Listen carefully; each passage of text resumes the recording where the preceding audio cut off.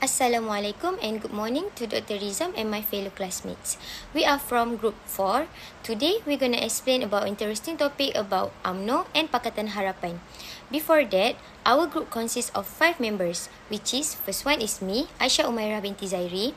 The second one is Muhammad Adam HARIZ. The third one is MIOR ALIF DARWISY. The fourth one is Muhammad DANISH AIMAN. And the last one is ASYARATUL QAISARA. Before we move on, this slide also consists of backgrounds, programs, contribution, SWOT analysis, recommendations, and analyzing the leadership style of theory of Prime Minister. So first, let's start with background of UMNO. So, UMNO, or known as the United Malays National Organisation, is a conservative and Malay nationalist political party in Malaysia. It was founded on 11 May 1946 at the Istana Besar in Johor Bahru by Dato' Onn Jaafar through the merger of 41 Malay organisations. The party was formed to oppose the Malay Union, a British proposal that was believed to strengthen the rights of the Malay people and the power of the Malay rulers. As the oldest political party in Malaysia, UMNO is often called the Old Party because it has been involved in Malaysian politics for a long time. UMNO played an important role in the country's fight for independence and later became the main party in the Alliance Party and Barisan Nasional coalitions for many years. UMNO works to protect the interests of the Malay community, support Islam as the religion of the federations, and preserve Malay culture and rights under the Federal Constitution. It has also played an important role in the development and stability of Malaysia. Now for the background of Pakatan Harapan. Pakatan Harapan is a political coalition in Malaysia that was formed to replace Pakatan Rakyat after the coalition dissolved due to internal disagreements. It was officially established on 22 September 2015 and became the direct successor to Pakatan Rakyat.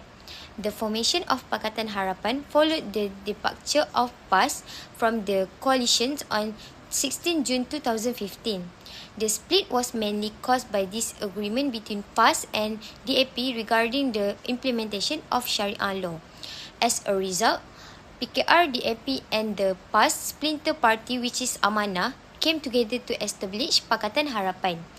Pakatan Harapan aims to build a united, progressive and strong political alliance that represent Malaysians from different ethnic and religious background.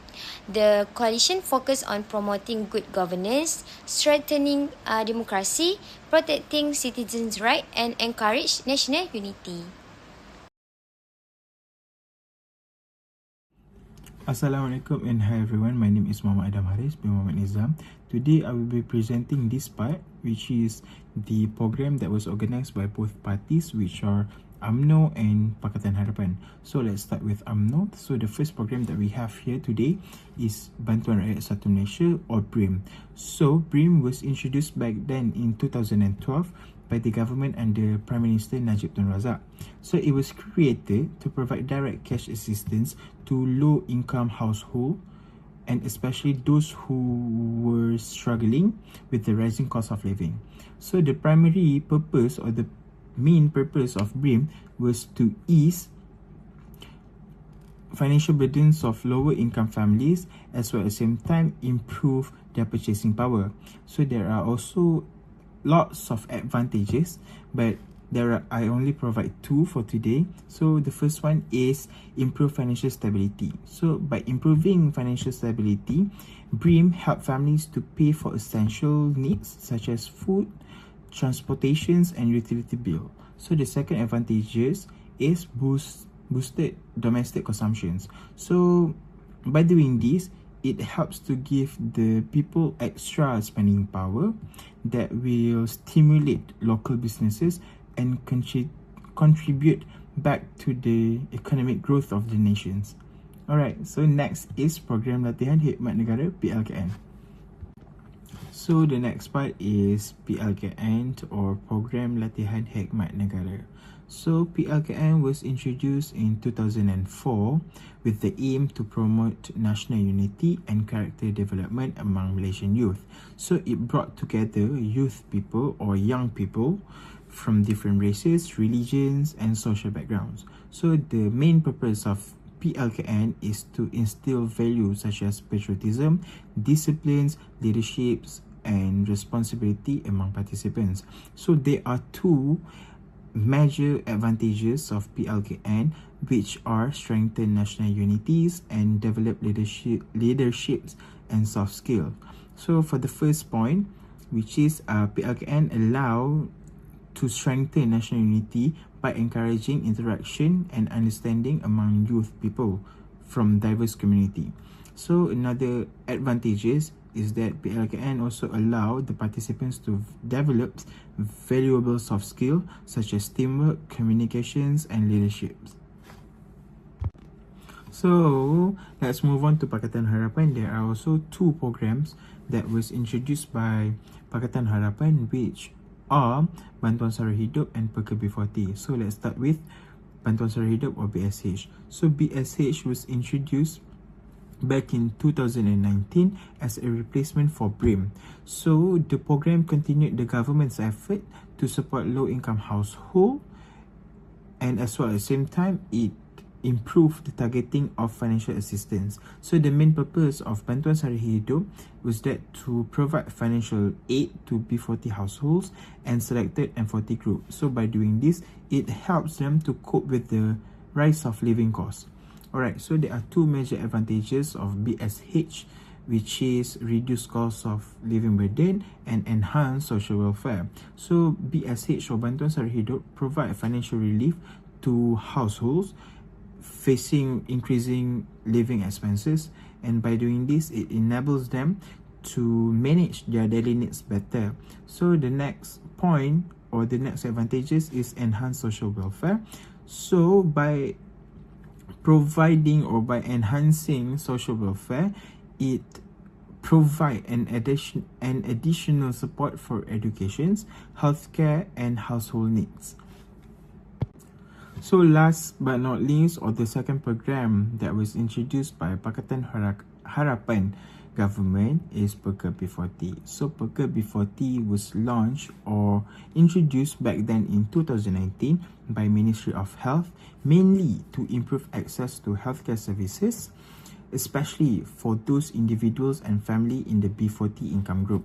So the main purpose of PKB40 is that to encourage regular health screening, promote early disease detections, and ensure that lower income Malaysians receive timely medical treatments. So there are also two advantages, which are improve access to healthcare services and encourage early disease detections. Alright, so for the first point, PKB40 enables eligible individuals and family to receive health screening and medical assistance.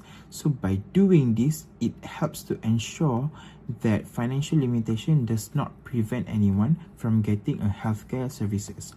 Alright, so for the second point, so regular health screening helps to identify illnesses such as diabetes or hypertension at an early stage. So this enables or this leads to a more effective treatments and better health outcomes.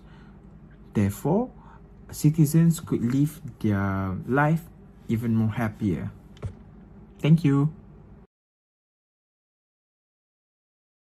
Assalamualaikum and good morning. My name is MIOR Darwish, NIZAM. Today I will be presenting about the contribution of United Nations Organization UMNO administration and the Pakatan Harapan administration toward Malaysia. Firstly, under the United Nations Organization UMNO administration, the new economic policy or NEP was introduced by Tun Abdul Razak after the 1996 racial riots. This policy was tabled under Second Malaysia Plan and aimed to promote long-term economic growth and wealth redistribution. The NEP had two main objectives, which were to eradicate poverty regardless of the race and to restructure society so that economic activity were no longer identified by the specific ethnic group. To achieve this, the government implement affirmative action policy that provide the Bumi Putra with a greater access to the education, business opportunity, and the corporate equity ownership. As a result, Malaysia poverty rate decreased significantly from 1946% in 1970 to 17% in 1969, and Bumiputra participation in the economy increased toward the 30% equity target. In addition, the government focused on rural development through land schemes such as FELDA, while also improving infrastructure such as road, electricity, and water supply. The economy was transformed from agriculture to industrial-based activity. The NEP was implemented through 4 5-year development plan, which led to rapid industrial growth in the 1980s and 1990s. This group was supported by foreign direct investment, which helped to create jobs, increase income level, and modernize the economy. Although the NEP ended in 1990, it was continued through the National Development Policy introduced by the Tun Dr. Mahathir Mohamad in 1991. Next, under the Pakatan Harapan administration, following the 14th Malaysian general election in 2018, a new government was formed under the Tun Dr. Mahathir Mohamad. The government introduced several economic reforms to address rising living costs and fiscal challenge. One of the major policies was the abolition of the 96% Goods and Service Tax, or GST, which was replaced with the Sales and Service Tax, or SST. This change helped to reduce the cost burden on consumer, especially to B40 and middle income groups, providing short-term relief. At the same time, the government aimed to strengthen fiscal discipline by reducing national debt and improving transparency in government spending. This was done through financial monitoring and accountability measures. Furthermore, the administration reviewed and reduced unnecessary mega projects that were considered too costly, ensuring better allocation of national resources. This effort also focused on improving financial governance, including transparent budgeting and reduced leak in public funds. The administration involved are UMNO and the Pakatan Harapan on their contribution in the education sector in Malaysia. Firstly, under the UMNO administration, the government placed strong emphasis on expanding access to education as a way to build human capital. This was achieved through the development and upgrading of higher education institutions such as University Technology Mara (UITM), which provide greater opportunity, especially for Bumiputra students. Notably, UITM was officially upgraded from Institute Technology Mara to a full university on 26 August 1990 by Tun Dr. Mahathir Mohamad, reflecting the government commitment to strengthen higher education. On the other hand, the financial assistance was introduced through the PTPTN loan program, which was enforced on 1 November 1997 after being approved by the Prime Minister Tun Dr. Mahathir Mohamad and implemented under the Ministry of Education led by Najib Razak. Alongside PTPTN, government scholarship programs such as JPA and MARA further supported students financially. This initiative helped increase access to tertiary education, reduce student dropouts due to financial problems, and contributed to Malaysia achieving literacy rate exceeding 90%. Apart from that, the government strengthened the national education system by promoting Bahasa Melayu and ensuring inclusive access to university nationwide. As a result, higher education participation increased significantly, particularly among Bumiputra students. This effort not only improved educational attainment but also supported long-term national development by producing a skilled and knowledge workforce. Moreover, under the Pakatan Harapan administration, the focus shifted toward improving the quality of education and reform the system to meet current economic demand. The government emphasized employability aligned education with industrial need, particularly through the promotion of technical and vocational education and training, or TVET. For example, the National TVET Empowerment Agenda from 2018 to 2019 aimed to equip students with practical and industry-relevant skills to reduce graduate unemployment. This initiative was further supported by Dr. Mahathir Mohamad in 2020 mandate, which highlighted the importance of producing balanced, holistic, and highly skilled TVET graduates who can contribute to the national productivity and economic growth. In addition, the government introduced the PTPT and Repayment Flexibility Program, which allowed income-based repayment to reduce the financial burden on the graduate, especially those in low-income group. In welfare sector, contribution from UMNO administration and Pakatan Harapan administration toward in Malaysia. Firstly, under the UMNO administration, the government focused on improving the welfare of citizens through long-term rural development program and subsidy aimed at the rising living standard. One of the most significant initiatives was established of FELDA in 1956 under the leadership of Tun Abdul Razak. FELDA played a crucial role, especially in the 1970s, as a government-funded program to reduce rural poverty among the Malay peasants.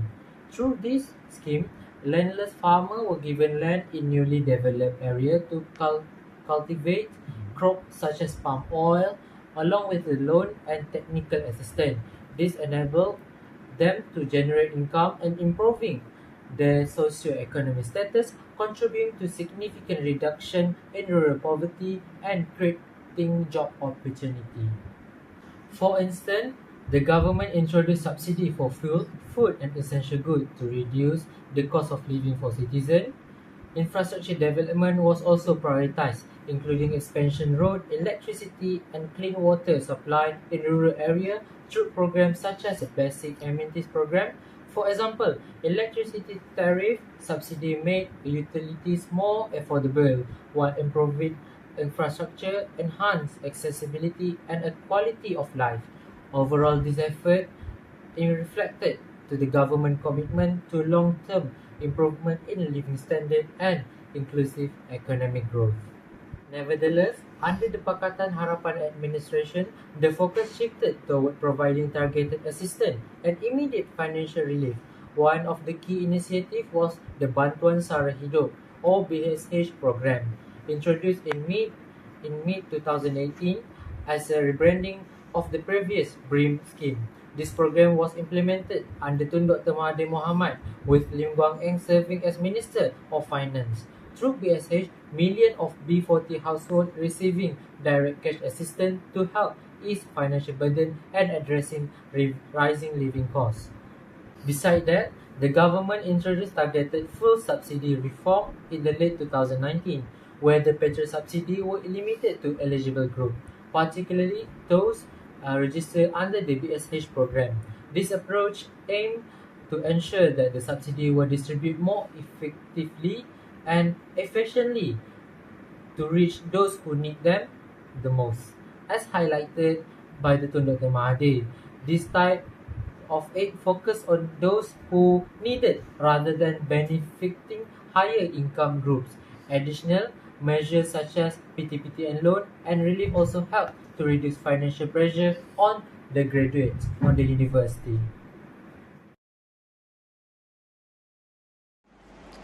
Assalamualaikum warahmatullahi wabarakatuh and good morning to Sir and all my fellow friends. My name is ASYARATUL QAISARA binti ABDULLAH and my matrix number is 2025146055.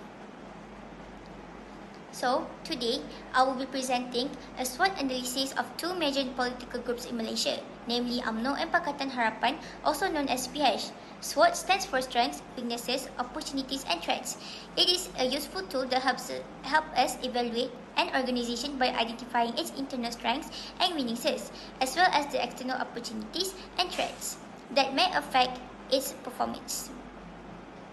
Political parties play an important role in shaping government policies, representing the interests of citizens and contributing to national development. Therefore, understanding the strengths, weaknesses, opportunities and threats of political parties can help us better understand their position in Malaysia's political landscape. In this presentation, I will discuss the SWOT analysis of UMNO and Pakatan Harapan and explain how these factors influence their political success and future prospects. So, for the first point, I will be talking about the strength of UMNO. So, the first strength of UMNO is its strong political experience. UMNO is one of the oldest political parties in Malaysia and has been actively involved in the country's politics since its establishment in 1946. The party played an important role in the struggle for independence and later became a key component of the government for many decades. Because of its long history in government, UMNO has gained extensive knowledge and experience in managing national affairs. The party has been involved in policy making, economic planning, infrastructure development, education and public administration. This experience allows UMNO to understand the complexities of governing a country and dealing with various political, economic and social challenges.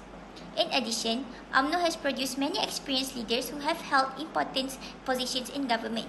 Their experience and expertise have contributed to the party's ability to remain relevant and influential in Malaysian politics. Therefore, UMNO's strong political experience continues to be one of its greatest strengths in Malaysia. Another important strength of UMNO is its large support network. Over the years, the party has built a strong grassroots organization with branches and supporters throughout Malaysia. These extensive networks allows UMNO to maintain close relationships with local communities and understand the concerns of the people. Through its local branches, the party can communicate directly with voters and gather feedback on important issues affecting society. Furthermore, the strong grassroots structure helps UMNO organize political campaigns and mobilize supporters during elections. The party's presence in both urban and rural areas gives it a wide reach and enables it to remain connected with different segments of society. This strong support network is one of the reasons why UMNO continues to be a significant political force in Malaysia. Next, we'll be moving on to weaknesses. Despite its strengths, UMNO has also faced several challenges. One of its major weaknesses is corruption allegations involving some of its leaders and members. Over the years, corruption-related controversies have received significant public attention and have affected the party's reputation. These scandals have raised concerns about the transparency, accountability, and good governance among voters. As a result, public trust in the party has been affected, particularly among voters who place a strong emphasis on integrity and ethical leadership. The issue ahead has also provided opportunities for opposition parties to criticize UMNO and attract voters who are seeking cleaner and more transparent governance. Although the party has taken steps to improve its image and rebuild public confidence, corruption allegations continue to be a challenge that affects how some Malaysians perceive UMNO. Another weakness facing UMNO is declining support among young voters. In recent years, many young Malaysians have become more interested in political reform, transparency, and new approaches to governance. Young voters often seek leaders who can address issues such as employment opportunities, rising living costs, affordable education, and digital innovation. Many of them are attracted to newer political parties that promote change and reform. As a result, UMNO faces difficulties in gaining the support of younger generations. This is an important challenge because young voters represent the future electorate and will play a major role in determining future election outcomes. To address this issue, UMNO needs to better understand the concerns of young people and develop policies that appeal to their needs and aspirations. Next, we'll be moving on to opportunity.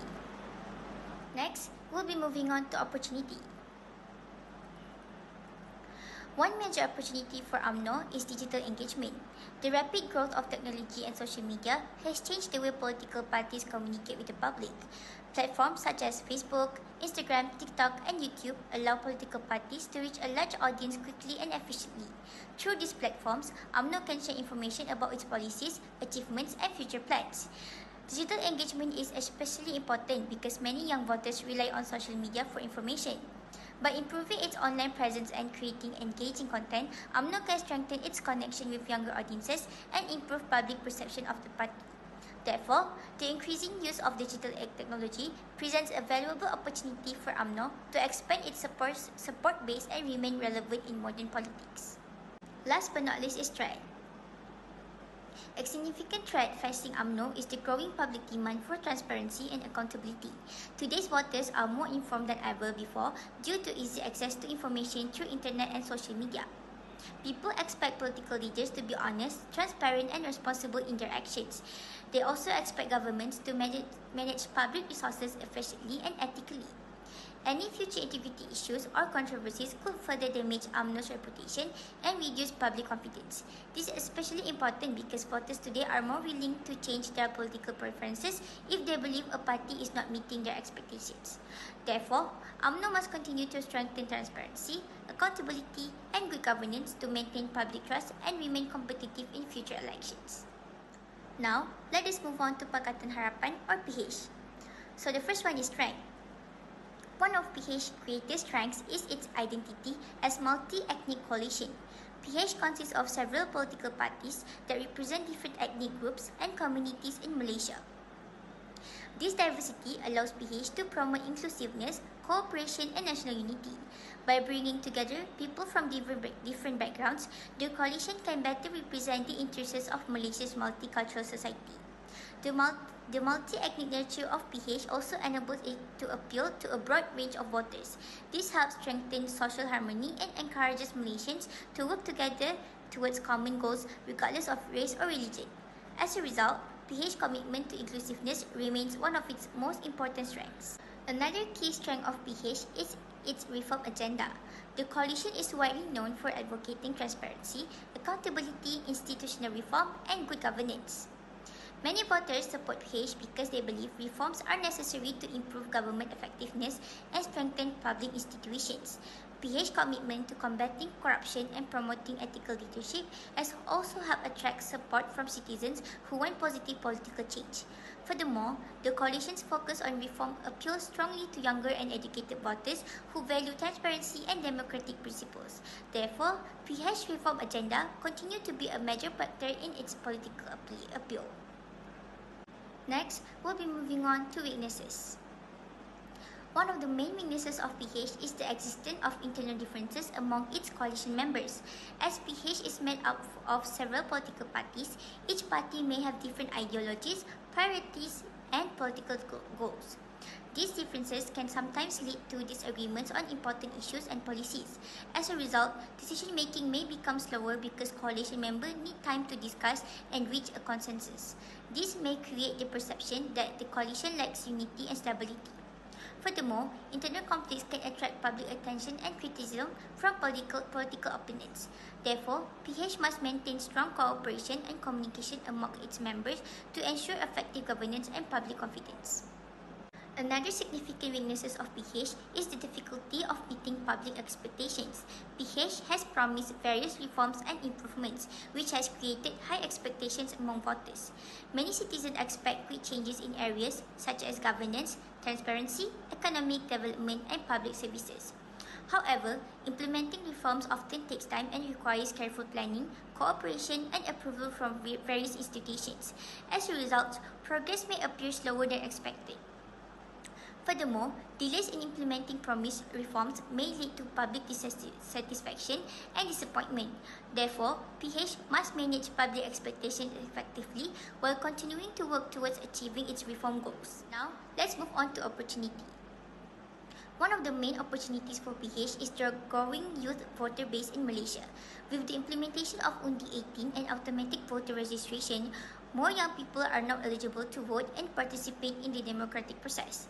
Many young voters support issues such as reform, transparency, accountability, and good governance, which are closely linked to PH's political agenda. They are also concerned about matters such as employment opportunities, education, the cost of living, and social justice. By addressing these concerns, PH has the opportunity to attract greater support from younger generations. Furthermore, young people are highly active on social media and digital platforms, allowing PH to engage with them more effectively through online campaigns and communication. Therefore, the growing youth voter base represents an important opportunity for PH to expand its support and strengthen its future political influence. Last but not least is threat. One of the major threats facing PH is the presence of strong opposition parties and political coalitions. Malaysia's political environment is highly competitive, with several parties competing for voter support and influence. Opposition parties often criticize government policies and offer alternative solutions to national issues. If voters become dissatisfied with PH performance or feel that promised reforms are not being implemented effectively, they may choose to support rival political parties instead. This can reduce PH electoral support and weaken its political position. Furthermore, many opposition parties have strong grassroots networks and effective social media strategies that help them connect with voters. Therefore, PH must continue to maintain public trust and deliver on its promises in order to remain competitive against strong political opponents. In conclusion, both UMNO and Pakatan Harapan have their own strengths, weaknesses, opportunities and threats that shape their political positions in Malaysia. UMNO benefits from its long political experience and strong grassroots support, but it faces challenges such as corruption allegations and declining youth support. At the same time, opportunities such as digital engagement can help the party connect with modern voters, while public demand for transparency remains an important threat. On the other hand, Pakatan Harapan's strengths includes its multi-ethnic coalition and reform-oriented agenda. However, internal differences among coalition members and difficulties in meeting public expectations remain challenges. The growing youth voter base presents an opportunity for PH, while strong opposition parties can continue to create intense political competition.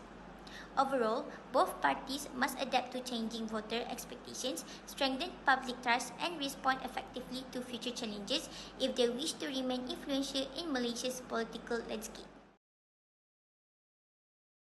Assalamualaikum everyone, my name is MOHAMMAD AIMAN and I would like to explain about my recommendation for both party. The first one, both party have 3 recommendations. UMNO have 3. The first one is improve transparency and accountability. The second one, encourage more youth involvement. And the third one, focus on economic growth and job opportunity.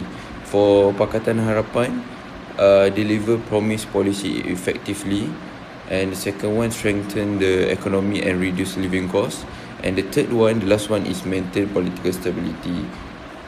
We'll also explain about analysing the leadership style from both party, from UMNO and Pakatan Harapan. For UMNO, we take our past president, Datuk Seri Najib Razak, have a 2 leadership theory, the transformational leadership and the transaction leadership. In this case, Datuk Seri Najib Razak also have their strength. The first strength is introduce GDP, EDP and One Malaysia, improve economic development, focus on government performance, but also have weaknesses. One MNB scandal affected the public trust and criticism on government and accountability. For Pakatan Harapan, we also take our past president, Tun Dr. Mahathir. They also have 2 leadership theory, and the first one is primary, the transformational leadership, and the second one is supporting charismatic leadership. In this case, they also have a strength. The first strength is experienced leader with a strong public support and promote a government reform and improve a transparency and accountability, but also have weaknesses. Some promised reform were not complete and face challenge managing the condition government, and government ended during the 2020 political crisis. Both leaders have a different leadership style. Najib focus on economic growth and government performance, but Mahathir focus on transformational and charismatic. Both leadership approach aim to improve Malaysia, but they use a different strategy. That's all. To conclude, both UMNO and Pakatan Harapan have played important roles in Malaysia's development, particularly in the areas of politics, economy, education and social welfare. Although they have different approaches, both parties share the same objective, which is to improve the welfare and quality of life of Malaysians. UMNO generally emphasize political stability, economic growth and the protection of Malay interests, while Pakatan Harapan focus more on reform, transparency, inclusiveness and good governance. Through our analysis, we can see that each party has its own strengths, weaknesses, opportunities and challenges. Despite their political differences, both UMNO and Pakatan Harapan continue to influence and shape the future development of Malaysia. So that's all from us. Thank you for listening.